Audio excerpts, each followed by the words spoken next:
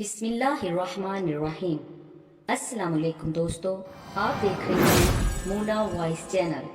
آج کا جو واقعہ ہے وہ بہت ہی کمال کا ہے اور حیرت انگیز بھی۔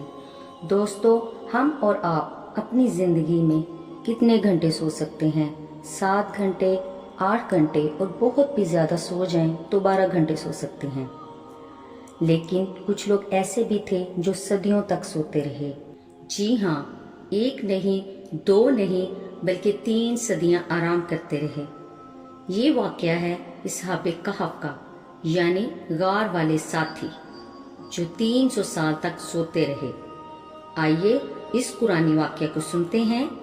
ماجرا کچھ یوں تھا کہ حضرت عیسیٰ کو جب آسمان پر اٹھا لیا گیا تو عیسائیوں کا حال بے حد خراب اور ابتر ہو گیا۔ لوگ بت پرستی کرنے لگے، دوسروں کو بھی بت پرستی پر مجبور کرنے لگے، خصوصاً ان کا بادشاہ دقیانوس جو بڑا ظالم اور جابر انسان تھا۔ جو شخص ان جھوٹے خداؤں کو ماننے سے انکار کرتا وہ اس کا قتل کروا دیتا۔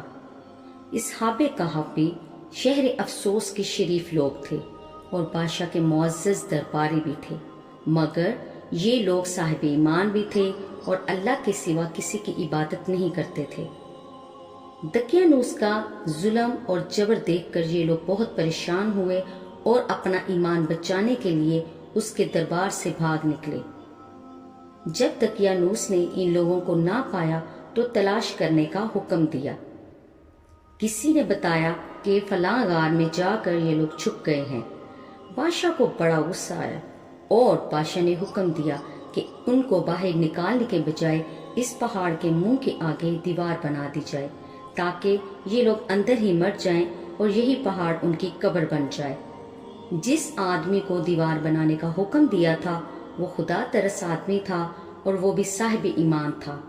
اس نے کیا کیا کہ اصحاب کہف کے نام لکھے اور ان کی تعداد اور پورا واقعہ ایک تختی پر لکھ کر دیوار کے ساتھ رکھ دیا۔ ایک اور تختی شاہی خزانے میں رکھ دی۔ کچھ دنوں بعد بادشاہ دقیانوس کا انتقال ہو گیا۔ سلطنتیں بدلتی رہی اور 300 سال کا عرصہ گزر گیا، یہاں تک کہ ایک نیک دل بادشاہ کا دور آ گیا جس کا نام تھا بیتروس۔ اس کے دور میں ایک عجیب فرقہ شروع ہو گیا۔ لوگ اسے سوال کرنے لگے کہ مرنے کے بعد لوگ کیسے اٹھائے جائیں گے اور قیامت کیسے طاری ہوگی۔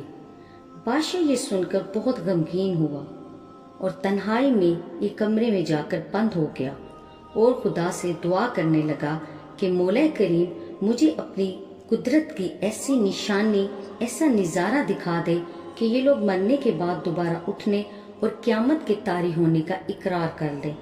اللہ کی شان دیکھیں کہ ایک دن ایک چرواہا اپنی بکریوں کو چراتے چراتے اسی غار کے دہانے پر پہنچ گیا۔ اس چرواہے نے اس دیوار کو توڑ ڈالا اور جیسے ہی اس نے اس دیوار کو توڑا ایسی ہیبت طاری ہوئی کہ وہاں جتنے لوگ تھے سب بھاگ گئے۔ اللہ کی شان دیکھیے کہ اصحاب کہف پر جو نیند طاری تھی وہ اس سے جاگ گئے۔ ان کی آنکھ کھلی اور وہ سمجھے کہ ہم عام نیند سے جاگے ہیں۔ وضو کیا، نماز ادا کی اور محسوس ہوا کہ بھوک لگی ہے۔ ان کا ایک ساتھی جس کا نام یبلیخا تھا اس سے کہا کہ بازار جاؤ اور کچھ کھانا لے کر آؤ اور یہ بھی معلوم کرو کہ دقیانوس بادشاہ کے کیا ارادے ہیں اور اس نے ہمارے بارے میں کون سا نیا منصوبہ بنایا ہے۔ ان کا ساتھی یملیخا غار سے باہر نکلا اور نکل کر دیکھا تو حیران ہوا کہ ہر طرف ماحول بدلا ہوا ہے اور ظلم و ستم کی فضا نہیں ہے۔ اچانک یہ سب کچھ کیسے ہو گیا؟ یہاں اسلام کا نام لینا جرم تھا، گلی گلی لوگ کلمہ پڑھ رہے ہیں اور اسلام کی باتیں ہو رہی ہیں۔ بہرحال وہ نان بائی کی دکان پر گیا اور جا کر روٹی خریدنے کی کوشش کی۔ اس کے پاس جو پیسے تھے وہ 300 سال پرانے تھے، دقیانوس بادشاہ کے دور کے پیسے تھے۔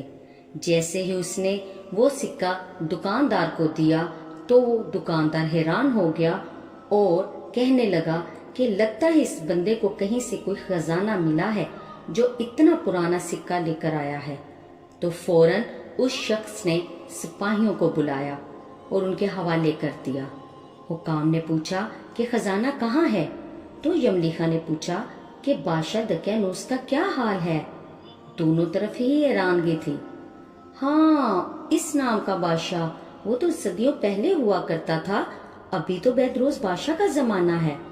یملیخا نے کہا کہ میرے ساتھ چلیے اور ہمارے ساتھیوں سے بھی مل لیے۔